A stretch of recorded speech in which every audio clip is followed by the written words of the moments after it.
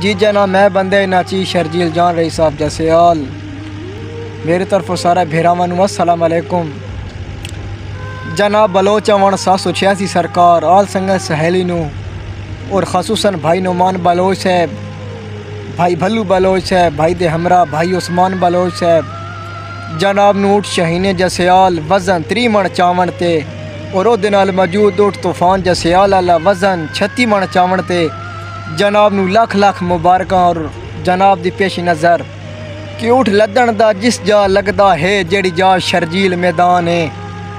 Much हलचल वहंदी है हर पासे जद आवे उठ तूफान है। तूफान ती कोई शक नहीं वड्डा राज़ी है रब रहमान है हर पेड़े चाण वधैंदा है साइयां दा मान ते शान है।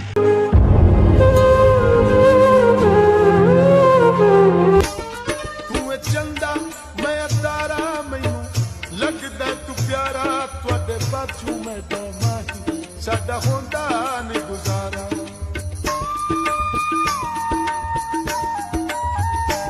तू चंदा मैं तारा मैनू लगदा तू प्यारा तुहाडे पाछू मैं जावां साडा होंदा नहीं गुजारा मनो साडी